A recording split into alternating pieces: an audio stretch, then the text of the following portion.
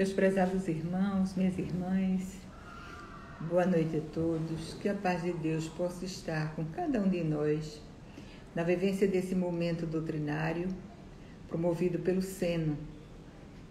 A convite da nossa irmã Aldenora, cá estamos nós na noite de hoje para desenvolver um tema evangélico, um tema que está inserido no Evangelho segundo o Espiritismo, no capítulo 5º, no item 20.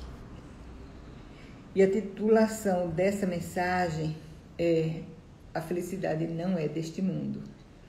Então, meus queridos irmãos, minhas irmãs, internautas que estão conectados com esse trabalho que agora se inicia, o nosso abraço carinhoso, o abraço carinhoso da casa que pertenço, que faço parte lá em Carpina, Centro Espírita Amor e Caridade, a essa casa com a irmã, pedindo a Deus, pedindo a Jesus, a espiritualidade amiga, que possamos ser assistidos, possamos ser todos assistidos dentro dos nossos merecimentos, dentro das nossas possibilidades, para que ao final do trabalho possamos agregar um pouco mais daquilo que Jesus tentou passar, a sua mensagem de vida eterna, a sua mensagem de consolo, a sua mensagem de orientação.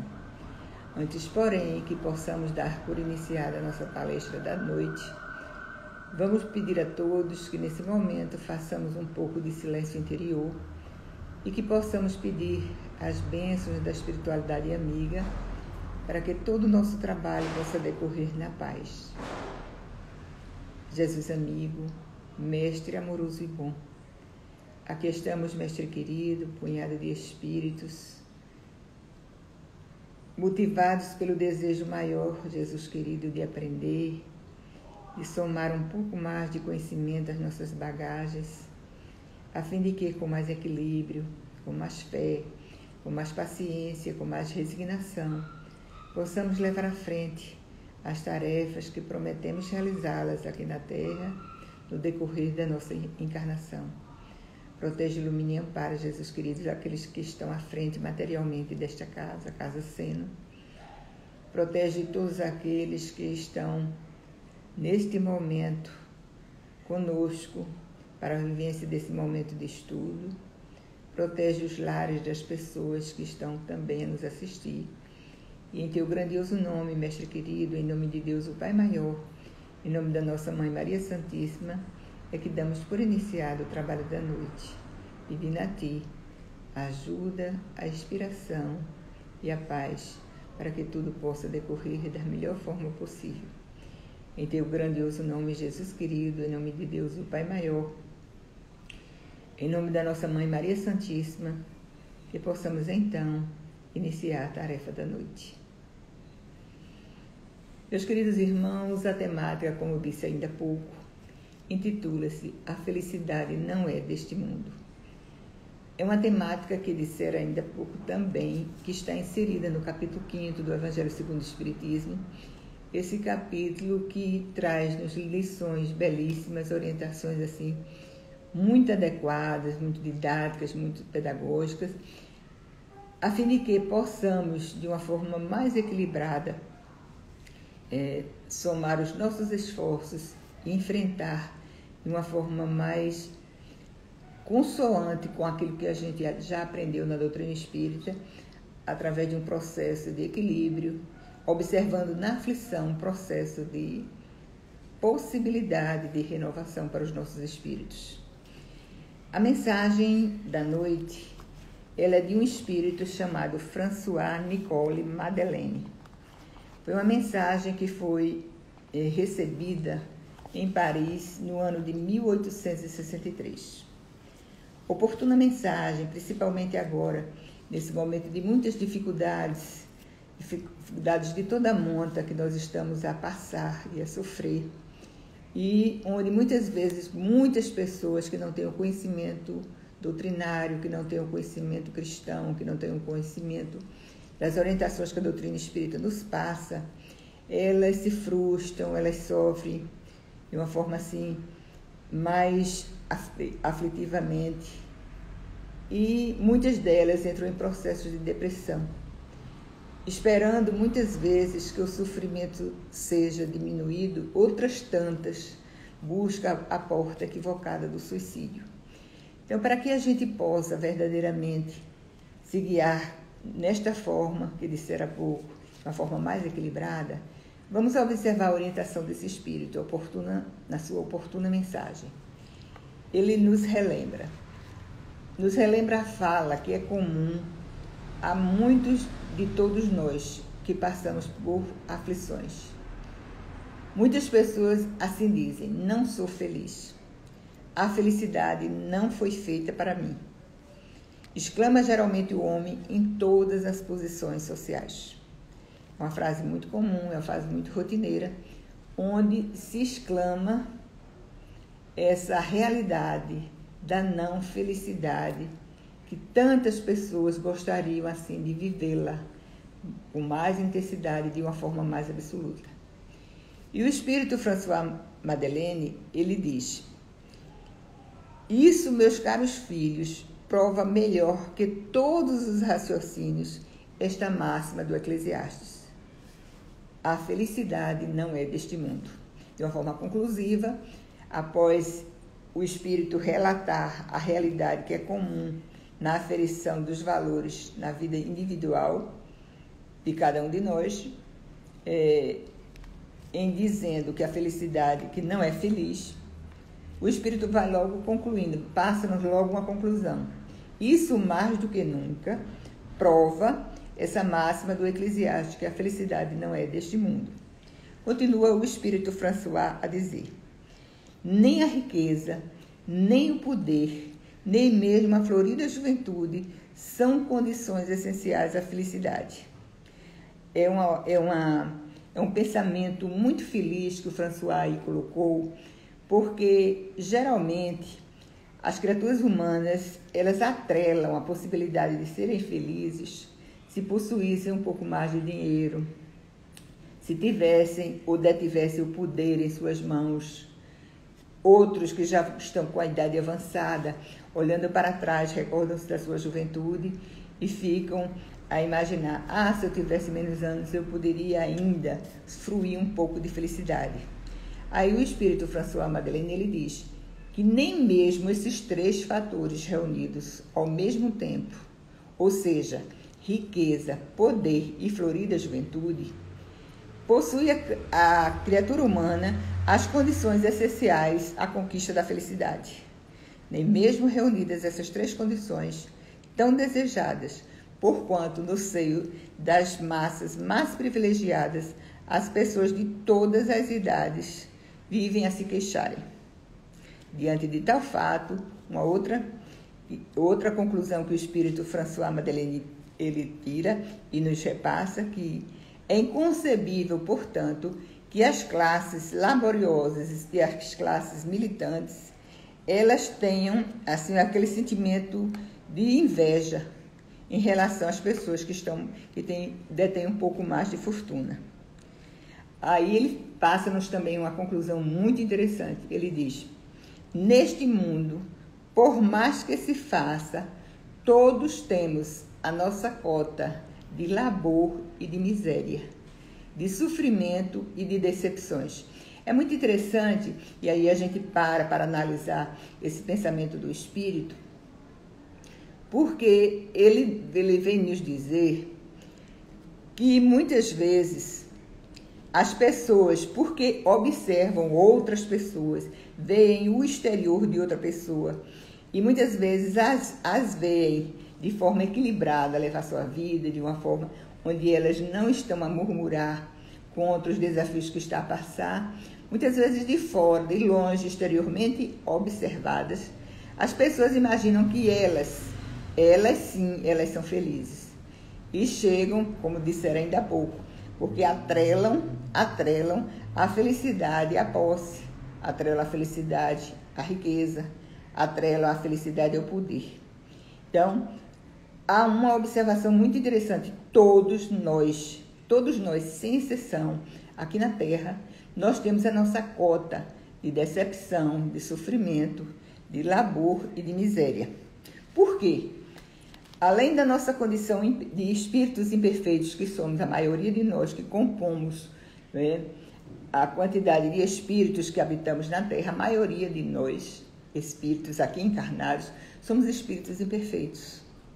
Somos espíritos ainda que não nos decidimos de forma assim frequente, continuada, nas nossas ações, elas serem vestidas por aspectos de virtude. Amamos a virtude, desejamos tê-la, mas muitas vezes as virtudes ainda não estão incorporadas como deveria estar em nossos comportamentos. Então, pelo fato de sermos espíritos imperfeitos, todos temos a nossa cota de sofrimento, a nossa cota de decepção, a nossa cota de labor e nossa cota de miséria. E também, outra conclusão que o Espírito François Madeleine nos passa é que a Terra é um mundo de provas e expiação. Uma das características do mundo de prova e de expiação, além de ser habitado por espíritos imperfeitos, é que o mal ainda anda a braços na Terra. Bom, se o mal ainda anda de uma forma muito continuada no comportamento das pessoas que habitamos a Terra, é natural que passemos por dificuldades, é natural que passemos por decepções, é natural que passemos por desafios. Continuando, o Espírito diz que é uma utopia a gente imaginar uma felicidade absoluta na Terra. E ele diz com muita propriedade, se é muito raro encontrarmos uma pessoa que tenha uma raridade nesse mundo, a gente encontrar uma pessoa que seja, um homem que seja ajuizado, que é muito raro a gente encontrar, e de outro modo, ou do mesmo modo, como é raro encontrar um homem ajuizado, muito difícil ou quase que absolutamente impossível a gente pensar ou imaginar um homem que seja absolutamente feliz. Todavia, conclui o Espírito, depois de dizer e nos passar essas coordenadas, que o fato de a Terra ser ainda um plano de provas e expiação e que a Terra ainda passe ou nos traga muitas dificuldades a serem vivenciadas, isso não significa que ela vai ter essa destinação ou essa característica de não ter os seus habitantes uma possibilidade de serem felizes na Terra. Por quê? Pelo progresso que a Terra já tem, por todos os desenvolvimentos que já se mostram, que são visíveis nas conquistas dos comportamentos humanos, é uma condição, assim, uma decorrência natural que um dia a Terra possa propiciar aquelas criaturas que a habitam uma condição melhor ou mais favorável ao processo de felicidade. Outra coisa que também o Espírito nos passa como coordenada do seu pensamento, desenvolvendo o seu pensamento, é que, entendo outros mundos em outras condições evolutivas, a felicidade nesses outros mundos é uma coisa mais natural do que acontece aqui na Terra. Em resumo, para que partamos para outros tipos de raciocínio, o Espírito François Madeleine diz que a felicidade não é desse mundo. Cada um de nós passamos por dificuldades, temos os nossos momentos de sofrimento, de labor, de miséria. Isso é uma decorrência de quê? Do estado evolutivo nosso, de criaturas humanas que habitamos a Terra, pela característica própria da Terra de ser um plano de provas e expiação, e que uma criatura absolutamente infeliz é muito raro que a encontremos. Por quê? Por conta de todas essas características que vestem não só o processo de evolução das criaturas encarnadas na Terra, como também pelas características do nosso planeta Terra. Mas Allan Kardec, ele sabia que essa questão da felicidade é uma questão que tocava ou toca o pensamento, o desejo de todos os espíritos, tanto encarnados quanto desencarnados. Porque não apenas nós que estamos aqui na Terra ou em outros planetas aspiramos por ser felizes. Aspiram também em serem felizes os espíritos que estão desencarnados. E ele vai lá na questão 920 do Livro dos Espíritos, e aí a gente percebe, destaca, como todas as 5 obras da codificação, elas estão entrelaçadas de uma maneira tal que algo que é dito no Evangelho a gente vê ali tratado no Livro dos Espíritos, no livro Céu e Inferno e nas outras demais obras que compõem o Pentateuco kardeciano, nós vamos observar que na questão 920 do Livro dos Espíritos, Allan Kardec indaga se a criatura humana ela tem condições de ser absolutamente feliz aqui na Terra, totalmente feliz. E os espíritos, em resposta, disseram a Allan Kardec: não. E não é possível que tenhamos uma felicidade completa na Terra, porque a Terra é um plano de provas e expiação. Mas é muito interessante que a gente observe e que a gente até possa pensar, após o estudo da noite, das possibilidades que temos em mãos para a vivência ou início de iniciarmos no nosso viver individual uma possibilidade maior de alargar a felicidade. Muito bem, então na questão 920 ele pergunta se podemos ter uma felicidade completa na Terra. Os espíritos não, porque a Terra é um plano de prova e de expiação. Mas cabe a cada um de nós, depende de cada um de nós, a suavização dos males e ser tão feliz quanto possível. Bom, uma felicidade completa a gente não tem. Reforço, inclusive, do pensamento do François Madeleine. Nós não temos uma felicidade completa, a felicidade não é desse mundo, como diz também o Eclesiastes. No entanto, nós podemos suavizar os problemas pelos quais nós passamos aqui na Terra e sermos tão felizes quanto possível. E aí muitos ainda atrelados ao pensamento que felicidade é a conquista de posses, é a conquista de dinheiro, de poder, de destaque. Muitos poderão pensar: como eu posso suavizar? Se as condições são tão adversas, as situações que me cercam são tão adversas. E aí a gente vai buscar um gancho. Aí a gente volta para o Evangelho segundo o Espiritismo, também nesse capítulo 5º, quando nós vamos, nos lembramos aqui de uma mensagem de Delfina Girardi, quando ela fala sobre a desgraça real. Quando Delfina fala sobre a desgraça real, elas dizem que muitas pessoas consideram que já viveram essa desgraça.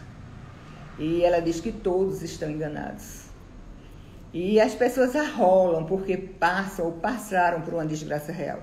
Aí ela diz que muitas pessoas imaginam que a desgraça real é um fogão apagado, um fogão sem lume, que é o berço de onde a criança não mais ela está porque morreu. É a angústia de uma traição, é o credor que bate a porta e a pessoa não tem dinheiro para pagar aquele credor. Aí ela diz: todos estão enganados. Seria tudo isso uma desgraça real se a gente só observasse uma vivência na Terra. Porque se nós temos uma visão maior, a gente vai observar que desgraça real não são esses fatos passageiros que caracterizam o viver de algumas pessoas aqui na Terra. Então ela diz que a desgraça verdadeira, para que a gente possa considerá-la, ou para que a gente diga que um fato nos traz desgraça, nós observemos as consequências daquele fato. Porque muitas vezes um ato ou um fato nos apresenta como algo que nos traz, no momento, felicidade, para depois a gente dar conta o quanto aquilo foi danoso no nosso viver. E muitas vezes uma situação desagradável, apesar de ser desagradável, nos traz tanta felicidade posterior. Então é a maneira como a gente encara as consequências para que verdadeiramente digamos que algo não é bom, que algo nos traz um momento de sofrimento, a gente considere as consequências daquele fato no nosso viver. Então, em outras palavras, significa que a gente deve, em cada fato que se nos sucede, principalmente esses que são desagradáveis, observar o que daquele fato ficou depois que ele passou. Muitas vezes são lições valiosas, são experiências que nos enriquecem e não nos farão lá na frente, muitas vezes, errar ou se equivocar. Aí ela diz: desgraça real é a conquista efêmera dos objetos, das coisas materiais, que muitas vezes aprisiona a nossa consciência ou o nosso pensamento.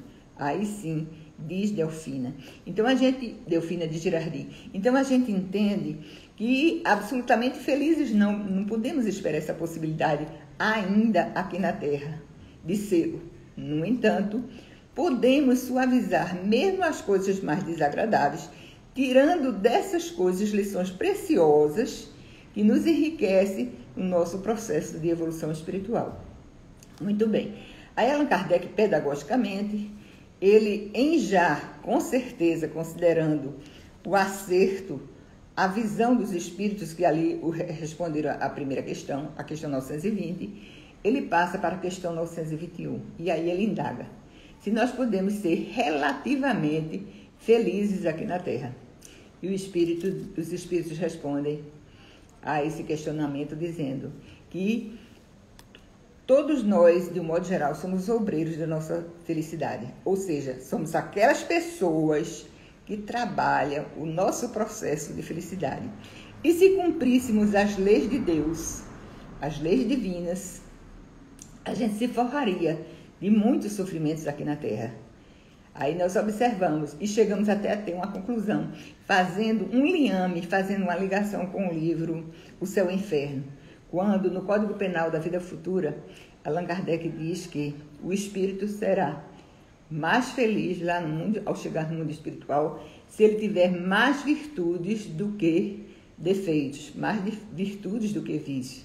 Então, se casa o pensamento, a resposta da 921. Seremos mais felizes quanto mais estiver o nosso comportamento aliado ao cumprimento das leis divinas. Ou seja, quanto mais virtuosos sejamos, mais felizes teremos possibilidades de ser. Então, é um convite, o estudo da noite, para que a gente adeque esse pensamento, esse desejo da conquista da felicidade, não atrelando a possibilidade de sermos felizes à conquista das coisas materiais. E sim, quando nos prepararmos de uma forma assim, rotineira, cotidiana, no sentido de nos aprimorarmos, e porque em nos aprimorando, mais felizes aqui na Terra, ainda aqui na Terra, poderemos ser. Joana de Ângeles, no livro Do Rumo da Felicidade, uma obra que foi psicografada por Divaldo Franco, ela diz com muita propriedade: sem o conhecimento da vida espiritual e das leis que fazem parte da vida espiritual, diz Joana de Ângeles, a felicidade não passa de uma aspiração emocional descontrolada, que a realidade consome, deixando cinza e desencanto. É uma outra coordenada que Joana de Ângeles nos traz. É impossível a gente pensar na possibilidade de ser feliz sem que a gente busque o conhecimento das leis espirituais. Porque sem a gente ter esse conhecimento das leis espirituais, da vida espiritual, a gente não tem como vestir esse caminho que nos leve a uma felicidade real. Então ela continua a dizer: a felicidade não passa de uma aspiração emocional descontrolada que a realidade consome, deixando cinza e deixando desencanto. Então o Espiritismo nos responde a essa questão da felicidade, nos lembrando que para trabalharmos essa conquista, a gente precisa lembrar. Por que precisa lembrar? Porque aí a gente deixa de lado, muitas vezes, aquele pensamento de imaginar: puxa, fulano é tão feliz e eu não sou. Ele é bem mais do que eu. Por quê? Às vezes isso se dá na própria família, quando a gente observa situações mais exitosas de determinadas pessoas do que de outras. Então, o Espiritismo nos diz, ou nos lembra, que a gente não pode deixar essa questão da felicidade, ela sendo analisada, levando em consideração a lei da reencarnação, a lei do progresso e a lei de causa e efeito. Por quê? Na realidade, aí voltamos para o Evangelho segundo o Espiritismo, também no capítulo 5º, né? Quando Allan Kardec fala em justiça das aflições. Observando que Deus é justo, a causa dos sofrimentos nossos são justos. De forma didática, Allan Kardec elenca as causas atuais das nossas aflições e as causas anteriores. Muito bem. E aí nós vamos encontrar também a informação de que tudo que fizemos de forma equivocada urge que seja resgatado. Esse resgate se dá através de doenças muitas vezes graves e demoradas.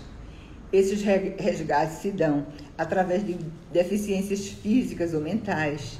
Esses resgates se dão através de perdas afetivas ou materiais. Esses resgates se dão através de sofrimentos, muitas vezes morais intensos. Então, é aquilo que François Madeleine dizia: todos nós temos um quilhão de labor e de miséria, de sofrimentos e de decepções. E por que nós temos tudo isso? Temos porque são respostas a atitudes equivocadas que nós praticamos nesta ou em outras anteriores encarnações. Humberto Ferreira, um médico, espírita, psiquiatra, escreveu um livro muito interessante. Este livro se intitula Sofrimento e Felicidade.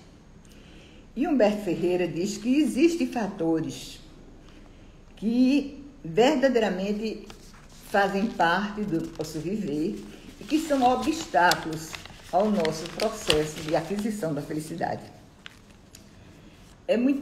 Humberto Ferreira foi muito feliz nessa abordagem, porque ele traz à tona dificuldades que estão na intimidade de cada um de nós.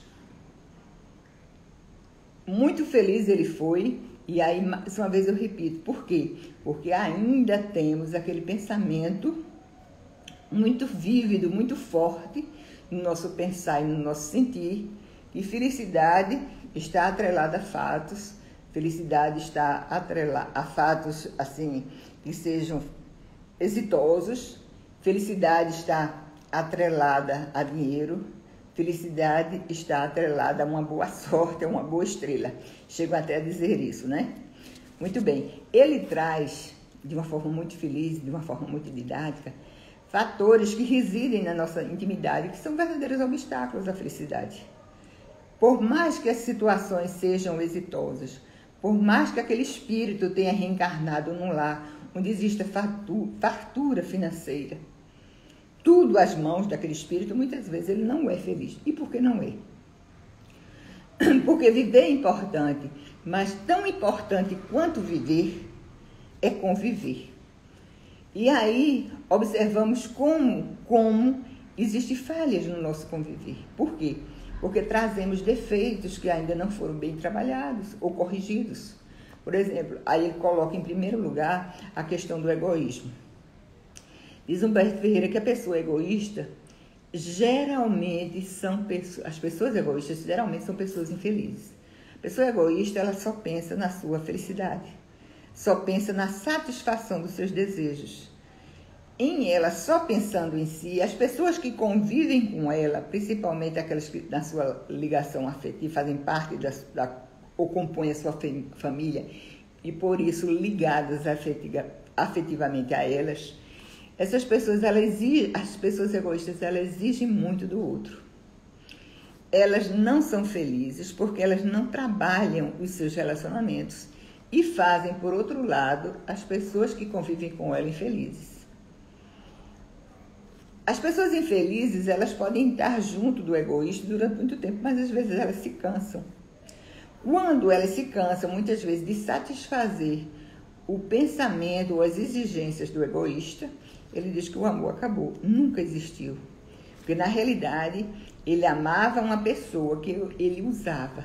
Quando a pessoa que ele usava não estava mais disposta a satisfazê-lo, a relação muitas vezes finda. Então, em primeiro lugar, ele alinha como dificuldade dessa pessoa encontrar felicidade.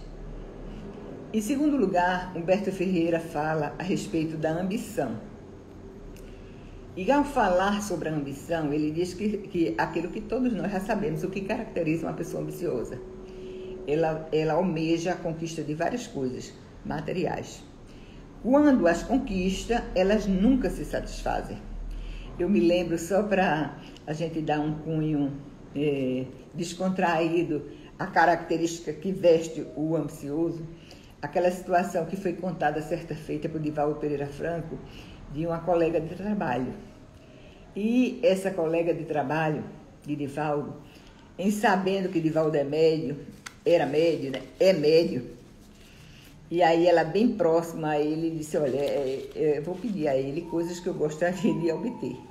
Então, um certo dia ela disse que gostaria que Divaldo orasse para que ela encontrasse um casamento. Divaldo, daquele jeito que ele se expressa de uma forma muito agradável, ele diz que começou a orar por ela para ela conseguir o casamento. Conseguiu. E aí ele pergunta, agora você está feliz, você está casada? Aí ela em resposta diz, como é que eu posso estar feliz, Divaldo? Eu casei, mas em contrapartida eu moro junto com a família do esposo, eu moro com a sogra.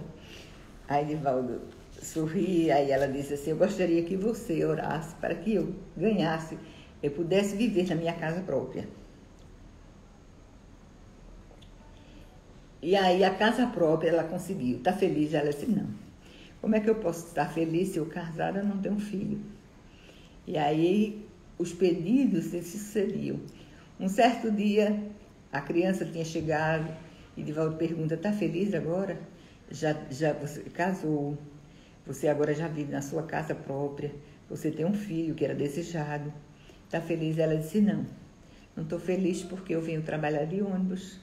Felicidade eu teria se eu tivesse um carro. O carro chegou, está feliz? Não, agora eu quero uma casa de praia. E aí, de forma muito resumida, a gente observa que isso é uma característica do ambicioso. Por mais que ele consiga, por mais que ele trabalhe, por mais que ele lute e conquiste aquilo que ele diz é o alvo, assim que conseguir, eu serei feliz, conseguir daquela realidade ambicionada, ele parte para outra realidade. E a vida passa e muitas vezes não consegue realizar tudo o que queria e não consegue ser feliz. Mas ele cita também uma característica que veste as pessoas que dificultam o seu processo de conquista da felicidade. Ele fala a respeito das pessoas que são ciumentas. Aí eu me lembro, um certo palestrante, que já voltou para o mundo espiritual, Nelson Coutinho, ele dizia assim que ciúme só é bom na música de Roberto Carlos, né? Ciúme de você. Esse telefone que não para de tocar está sempre ocupado quando eu tento lhe falar. Quero saber com quem você falou, o que você dizia, o que você pensou. Então ele dizia de forma muito chocosa, só para a música de Roberto Carlos. Porque a característica que veste a criatura ciumenta é aquele comportamento de restringir a liberdade do outro. Ao restringir a liberdade do outro, sufoca o outro e ao sufocar o outro, compromete o relacionamento. Então, as pessoas ciumentas, por que elas são? Muitas o são por uma questão de insegurança emocional. Elas não se imaginam capazes de que outras pessoas gostem dela verdadeiramente. Então, elas alimentam esse sentimento, ou também por traumas, já foram muitas vezes, trazem consigo algum trauma de alguma traição, ou também esse problema do ciúme, ele pode ser uma decorrência de um assédio espiritual. As pessoas ciumentas, elas não conseguem ser felizes, né? Porque elas, na realidade, elas querem dominar totalmente a conduta do outro, inclusive os pensamentos. Mas Humberto Ferreira falaria em outro fator que dificulta a conquista da felicidade. E esse fator seria a inveja. Geralmente, quando nós falamos eu observo isso, quando nós falamos sobre a inveja, é algo que não é muito corriqueiro nas nossas palestras espíritas. Quase nunca a gente vê as pessoas falando a respeito da inveja.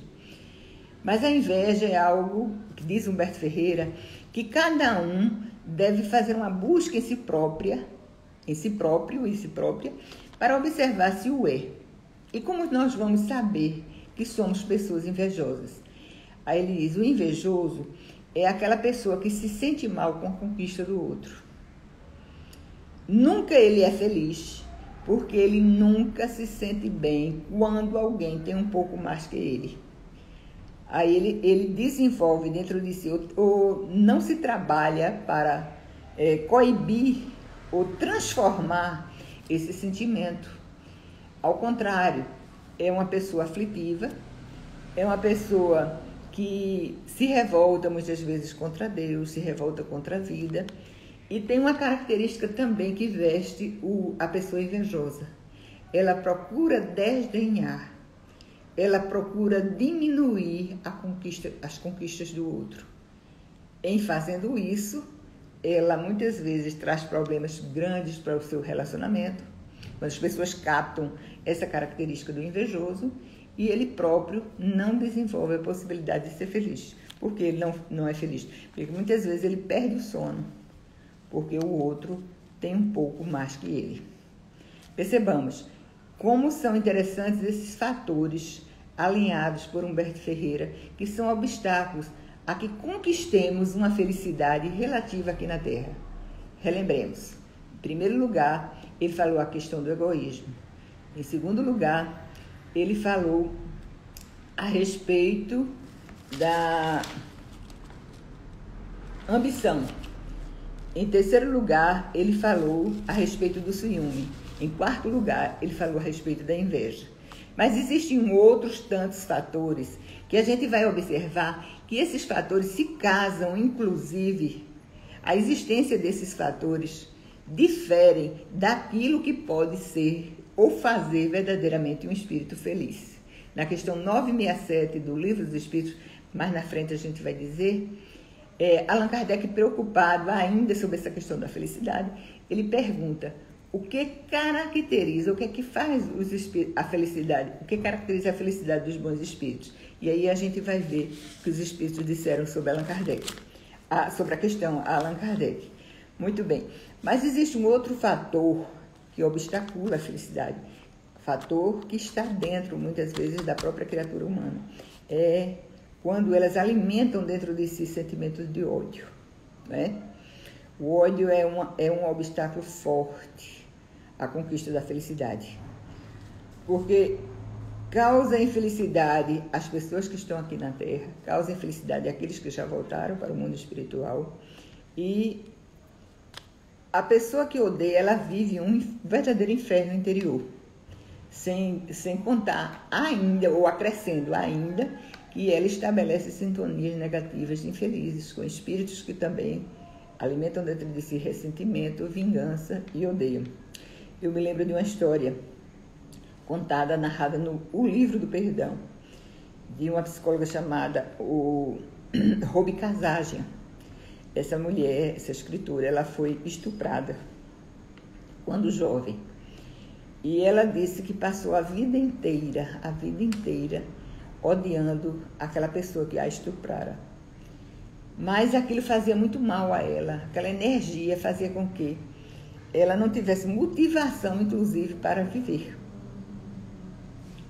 Ela não tinha mais vigor. A vida dela girava sempre em torno do pensamento de ódio. Foi um determinado dia que ela assistiu uma palestra sobre o perdão. Ela ficou tão motivada a modificar o seu quadro mental, a sua sintonia emocional, transformando esses pensamentos que estavam cristalizados em ódio numa energia melhor, que aí ela começou a participar de seminários, assistir seminários, ler livros, e depois ela se viu curada do processo de ódio que ela carregava, e ela escreveu esse livro belíssimo, o Livro do Perdão. Então, é outro fator que obstacula a nossa felicidade. Eu diria que é um dos fatores tão fortes que muitas vezes uma encarnação é perdida por conta do ódio. Há reencarnações que a pessoa vibra em torno dessa energia, a reencarnação passa e muitas vezes as pessoas perdem a sua reencarnação. Mas ele alinha também como fatores que obstaculam a conquista da felicidade, a questão das paixões, a questão da vaidade, a questão das ilusões. Então, são fatores, todos esses fatores narrados, eles oferecem obstáculos à conquista da felicidade. Todos esses fatores fazem com que a pessoa, muitas vezes, de forma desequilibrada, ela viva. Quando desequilibrada está, ela não oferece sintonia para uma boa ajuda espiritual. Ao contrário, existe um processo de sintonização com as energias do mal. Eu me lembro, certa feita, eu assisti isso, participava de uma festa e uma psicóloga estava e uma pessoa conversava com ela. E Não sei se vocês concordam comigo, mas eu acho que isso é muito frequente. Quando estamos juntos de psicólogos, de médicos ou de médios, nós temos a gente observa que as pessoas têm, ou nós temos de um modo geral, uma curiosidade muito grande de explorar aqueles profissionais ou aquele médio para que alguma coisa seja dita em relação às suas dúvidas, aos seus problemas, ao seu comportamento. E estávamos numa festa e eu assisti uma pessoa que se aproximou de uma psicóloga e ela começou a narrar os problemas que ela tinha com a sogra. E falou, a psicóloga de forma muito inteligente, olhou para o relógio em um certo momento e disse: você já perdeu 15 minutos da festa falando da sua sogra. E eu, observando aquela situação, fiquei a pensar comigo própria. E às vezes se perde uma encarnação. Porque se estabelece uma cadeia energética negativa, unindo a pessoa que alimenta o problema com a outra de quem não gosta. Então, muitas vezes essas situações negativas, elas nos atrelam, elas nos ligam, elas fazem o nosso pensamento ficar cristalizado e nós não podermos dar o nosso primeiro passo, ou passo libertador em busca de um estado feliz. Questão 967 do Livro dos Espíritos. Allan Kardec perguntou: o que é que caracteriza a felicidade dos bons espíritos? E os espíritos responderam a Allan Kardec: em que consiste essa felicidade? Melhor dizendo, foi a pergunta. E os espíritos disseram a Allan Kardec: em não terem ódio. Primeiro foi em conhecerem todas as coisas, porque a ignorância muitas vezes tolhe as nossas possibilidades de sermos felizes. Então, um dos fatores que leva a felicidade aos espíritos bons é conhecerem todas as coisas. Em segundo lugar, os espíritos responderam a Allan Kardec: não terem ódio, não terem inveja, não terem ciúme, né?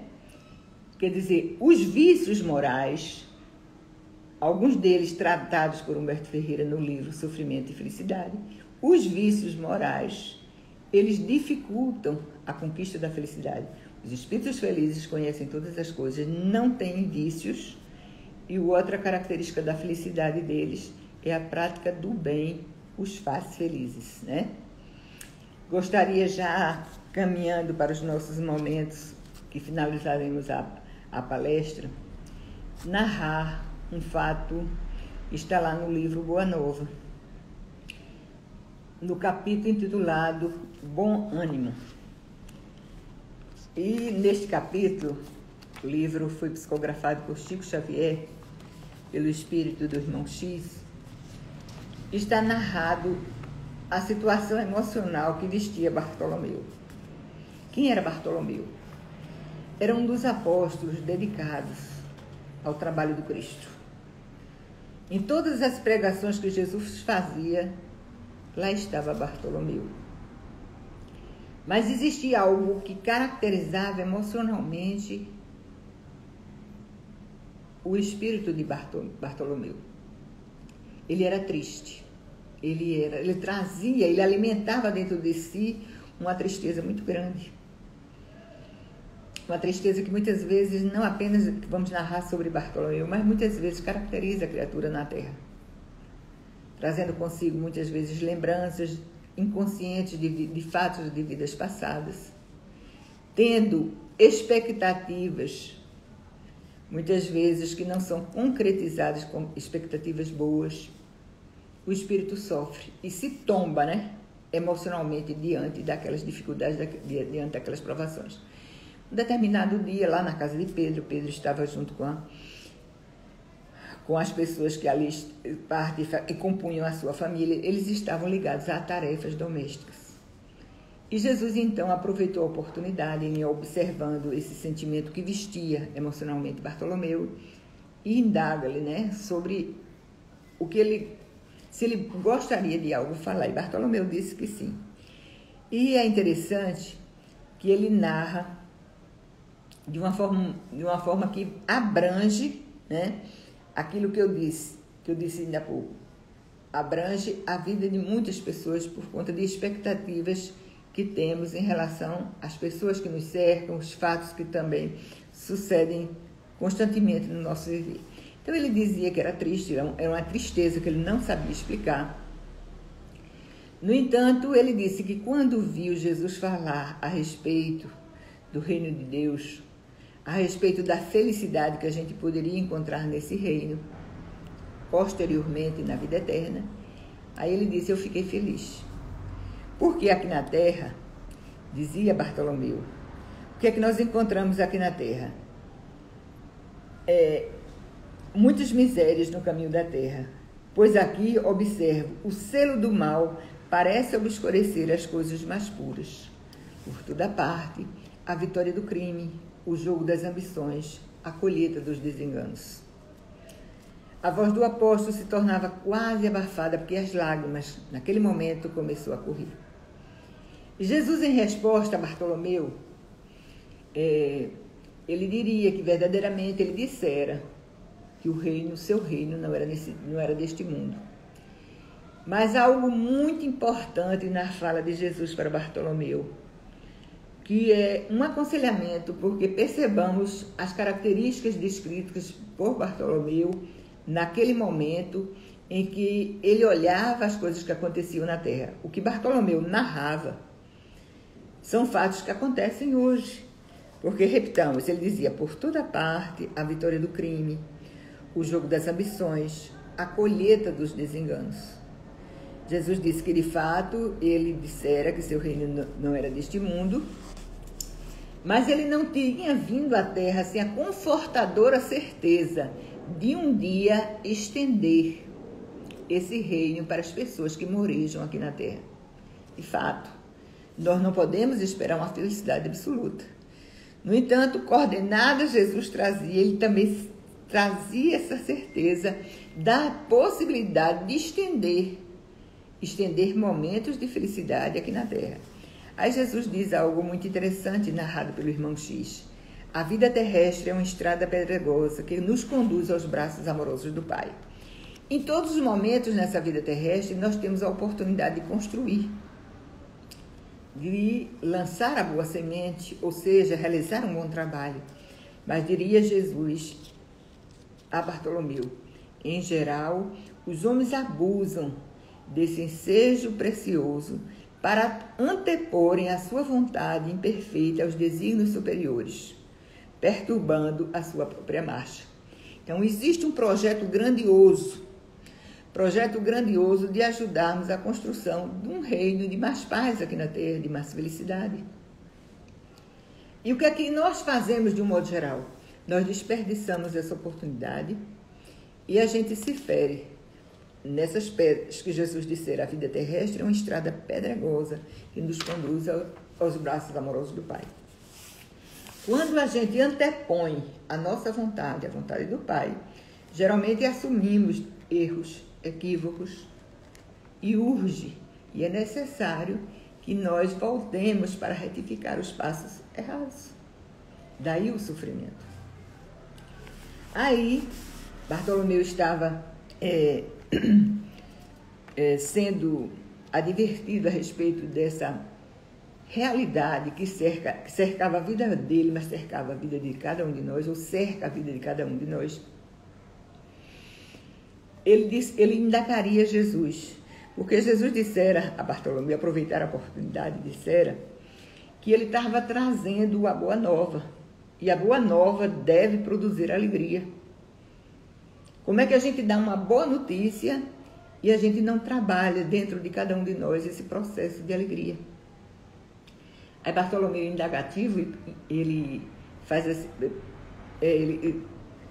coloca a seguinte questão. Então, a verdade exige a perfeição de cada um de nós? A verdade exige isso? Aí Jesus, em resposta, diz, a verdade não exige, a verdade transforma. O Evangelho não poderia reclamar estados especiais de seus discípulos, porém é preciso considerar que a alegria, a coragem e a esperança devem ser os traços constantes de suas atividades de cada dia. Muito interessante. A alegria, a coragem e a esperança deve vestir o coração nosso, o coração de todo cristão durante cada dia. Mas ele trazia dentro de si, eu disse no início, uma profunda e intraduzível tristeza. Aí ele indaga, porque ele achava que dentro dele havia sim elementos dele continuar triste. Apesar de Jesus ter esclarecido que o grande problema nosso, o grande problema da criatura humana é que a gente quer antepor os nossos desejos, a nossa vontade, à vontade do Pai. E aí a gente se engana, e a gente se equivoca, e aí a gente erra, e aí, como consequência, a gente sofre. Aí ele diz, bom, mas eu trago dentro de mim uma tristeza muito grande. É que minha mãe morreu. Ele trazia um sentimento de tristeza muito grande porque perdera a mãe. Afetuosamente ligado à mãe, ele sentia a partida da mãe. E Jesus, em resposta, disse, ninguém está sozinho. Ninguém fica órfão aqui na terra, porque Deus é o pai e a mãe de cada um de nós. E que a partida, a morte do corpo, abre as portas de um mundo novo para a alma. E ninguém fica verdadeiramente órfão sobre a terra, como nenhum dos seus filhos está abandonado, porque Deus é pai e é mãe de cada um de nós. Mas ele trazia uma outra tristeza. Ele não era compreendido pelos irmãos e também ele sofria materialmente porque ele pescava, ele ia vender o produto da sua pescaria diariamente e ele achava que não era bem remunerado. Então ele fala dessa tristeza por não ter uma boa remuneração. E Jesus pergunta para ele, o que é melhor? O que é melhor para a vida de uma criatura humana? Se ela crescer materialmente ou ela ter com isso muitas vezes amordaçado o seu coração e a sua consciência, isso lhes aumenta as suas preocupações da sua vida material, ou ela ter a iluminação definitiva de sua alma para Deus. O que é melhor? As conquistas materiais que são necessárias, mas isso ser um objeto de uma tristeza profunda que o caracterizava, isso seria melhor? Ou ele ter a sua alma liberta, buscando os ensinamentos gloriosos do Pai? Não será a adversidade nas nossas vidas, nos negócios do mundo, um convite amigo para a criatura semear com mais amor um apelo indireto que arranque das ilusões da terra para as verdades do reino de Deus? As respostas de Jesus calaram bem naquele dia, naquela noite, na alma de Bartolomeu. A conversa se deu em Cafarnaum. Ele se dirigiria logo após a Dalmanuta, era a cidade onde ele morava. E naquele dia, naquela noite, quando Bartolomeu volta para Dalmanuta, ele passara pelo lago de Tiberíades e ele observa a beleza do lago. Observa as estrelas no céu, que na visão dele parecia luzes na casa do Pai, a esperar pelas criaturas da terra. Ele observa tudo isso e observa de uma forma diferenciada. De repente, ele se deu conta que tudo aquilo que vestia ou caracterizava o seu estado triste, ele buscava dentro de si e ele não encontrava mais. De fato, ele perdera a mãe. Fisicamente, ele não tinha mais o contato com ela, mas ele sabia, pelas palavras de Jesus, que ele não estava só. Criatura humana nenhuma fica órfã na terra, porque Deus, na linguagem psicografada de Chico Xavier pelo irmão X, Deus é pai e é mãe de cada um de nós. De repente, ele se deu conta que não era entendido pelos irmãos, pela família, pelo pai. Mas ele contava agora com uma sabedoria maior. Chega em casa e diz que quando ele vai tentar abrir a porta, os irmãos o esperavam, já era madrugada. E os irmãos esperando, como sempre o esperava, criticando. E criticava dizendo que ele era um mau filho, que ele era um desertor da lei. E naquele dia, de forma diferenciada, ele escutou as críticas dos irmãos e pensou, é necessário que eu os entenda e que eu lhes dê, não obstante as críticas, uma palavra amiga. Diferentemente das outras vezes, ele deu-lhes uma palavra amiga. O pai juntou-se aos irmãos e também o criticou. E ele disse para consigo, não tinha argumentos para falar a respeito de Jesus, mas ele sentiu bem forte dentro dele. Eu conheço Jesus, eles não conhecem. Gente, eu gostaria que com essa frase final a gente trabalhar ou fechar a nossa palestra. É uma frase muito significativa. Bartolomeu, não conseguindo esclarecer a sua família, guardou os bens do silêncio e achou-se na posse de uma alegria nova. No dia seguinte, ele vai para a pescaria, os pescadores amigos, ele os observa com outro olhar. À tarde, quando foi vender o seu pescado, ele tratou de forma diferenciada com os comerciantes, entendendo-os, que fez com que os próprios comerciantes não entenderam porque Bartolomeu mudara. Mas Bartolomeu mudara porque naquela noite, naquele encontro inesquecível com Jesus na casa de Pedro, em Cafarnaum, ele apreendera, de fato, ele assimilara a grandeza dos ensinamentos de Jesus. E no seu raciocínio, que é o raciocínio que eu gostaria de fechar o trabalho, fazendo uma analogia. Ele conhecia Jesus. Os familiares não conheciam. Se ele conhecia o seu comportamento, o seu e não o da família, deveria ser diferenciado. E aí eu faço analogia. Com o quê? Com a doutrina espírita, que nos liberta, que nos esclarece, que nos consola. Nós temos Jesus como guia e modelo. E nós temos doutrina espírita a nos alertar a respeito da conquista de uma felicidade real. E de outros tantos valores que a doutrina espírita nos esclarece e nos consola. A nossa felicidade, ela deve sempre ser atrelada, não às coisas que passam, mas a nossa felicidade, a conquista dela, deve ser atrelada à nossa melhoria espiritual. Porque quanto mais virtude tenhamos, como diz lá no Código Penal da Vida Futura, mais felizes seremos. Não poderemos ser absolutamente felizes na Terra. Como diz o livro dos Espíritos, não há felicidade completa na Terra. Relativamente felizes seremos se nós adequar o nosso comportamento ao cumprimento das leis divinas.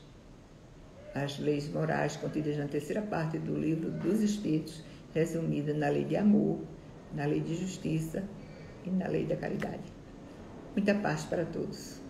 Que Jesus, o nosso Mestre, possa sempre estar conosco, nos iluminando nas nossas decisões, a fim de que tenhamos sempre decisões mais felizes. Muita paz para todos. Agora a prece. Eita. Façamos então a nossa prece final.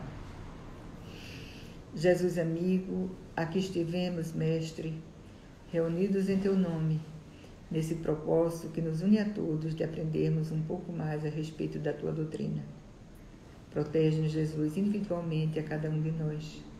Ilumina-nos e nos ampara, a fim de que cada vez mais nos afeiçoemos à ideia de projetar o bem, de fazer o bem e de nos transformarmos em criaturas do bem.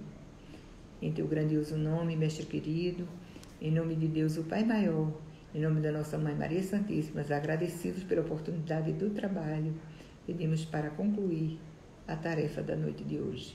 Muita paz para todos.